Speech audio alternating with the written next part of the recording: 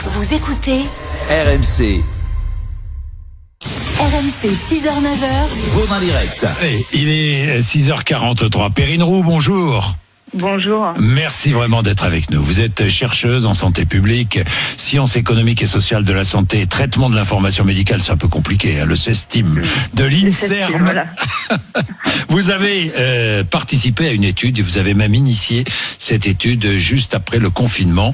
Les associations sur le terrain ont commencé à remonter des problèmes sur la consommation et l'approvisionnement de cannabis. Cette étude qui nous montre quoi ? Que révèle cette étude auprès de consommateurs réguliers de cannabis, Perrine Oui, Roux? tout à fait. Donc, même si vous avez parlé tout à l'heure de fumeurs de cannabis et que c'est un peu la majorité des répondants, l'idée c'était de s'intéresser aux consommateurs en général, donc des consommateurs qui consomment quotidiennement.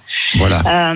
Alors en fait, le premier résultat de cette étude qui est vraiment intéressant, c'est le nombre de personnes qui ont répondu à cette enquête en si peu de temps. Moi, je suis pas vraiment habituée à un tel engouement dans les études scientifiques qu'on peut mener, et ça, c'est vraiment un point positif. Et je pense que si on a eu cet engouement, c'est parce que c'est une étude qui est portée par une association et qui répond vraiment aux besoins des usagers. Et je pense que ça vient de là. Donc là, on est aujourd'hui, on est à quelques 4000 questionnaires remplis. Oui. Et c'est un chiffre assez important qui va permettre de révéler des résultats intéressants. Alors regardons les résultats, Perrine Roux. Les résultats. Alors les résultats. Que révèle cette étude? Quelle consommation du cannabis? Ok, donc en sachant que ce sont des résultats intermédiaires, on n'a pas terminé l'enquête, donc oui. Voilà, ce ne sont pas des conclusions, mais on a tenu à révéler ces premiers résultats pour montrer aussi les profils des personnes déjà qui ont répondu à l'enquête. Et donc là, on est avec des personnes, des profils sous-représentés. On a essentiellement des hommes, donc on a 75% d'hommes. On a un profil plutôt jeune, avec un âge moyen de 30 ans. Et donc également plutôt des fumeurs d'herbe plutôt que de résine. Et c'est pas forcément représentatif de l'ensemble des consommateurs de cannabis. Alors je regarde les chiffres. 46% des consommateurs ont déclaré avoir constitué un stock de cannabis depuis le début du confinement. Oui, c'est un résultat un peu qui nous intéressait aussi, savoir comment les usagers ont réagi face au confinement. Et on est à un grand nombre de personnes, donc à une grande proportion, qui a stocké à l'annonce du confinement. Et on voulait voir un peu l'impact de ce stockage et de ces réactions sur la santé des personnes. Donc ça, on n'a pas encore de données sur la santé parce que pour l'instant, on s'est vraiment attelé plutôt à décrire la population.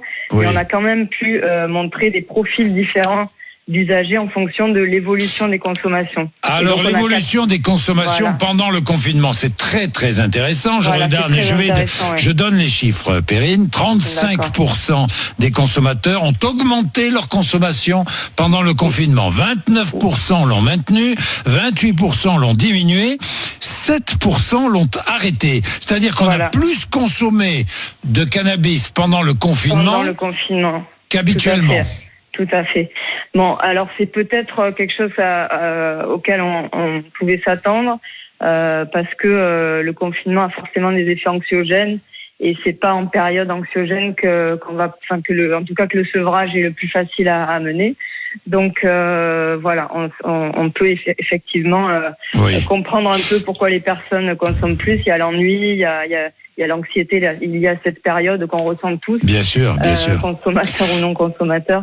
Bien sûr. Voilà. Donc Perrine, la France, je le rappelle, est championne d'Europe de la consommation de cannabis, malheureusement.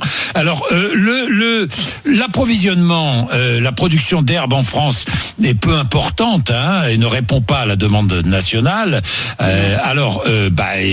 Évidemment, le cannabis vient du Maroc essentiellement, Oui, tout à fait. Essentiellement. Alors, comment font les consommateurs qui augmentent leur consommation? Alors, il y a ceux qui ont stocké, mais les autres, les trafics, est-ce que les trafics ont baissé ou pas pendant le confinement? Moi, j'ai pas ces données-là, et on aura les données, on les a pas encore analysées, mais on aura les données sur l'approvisionnement des personnes, comment elles ont fait avant, comment elles faisaient avant et comment elles se sont arrangées pendant le confinement. Oui. Mais de ce qu'on a eu comme retour du terrain juste au moment du confinement, et c'est ce qui nous a amené un peu à conduire cette étude, c'est que les personnes, finalement, il y en a certaines qui ont pas changé du tout leur approvisionnement, et ça dépend en fait vraiment du lieu où elles se trouvent, milieu urbain, milieu rural, est-ce que le trafic continue ou pas, et puis il y en a d'autres qui vraiment ont stocké parce qu'elles savaient très bien qu'elles pourraient plus s'approvisionner. Donc ça dépend vraiment des lieux où les personnes se trouvent, et on aura ces informations-là à l'issue de cette étude.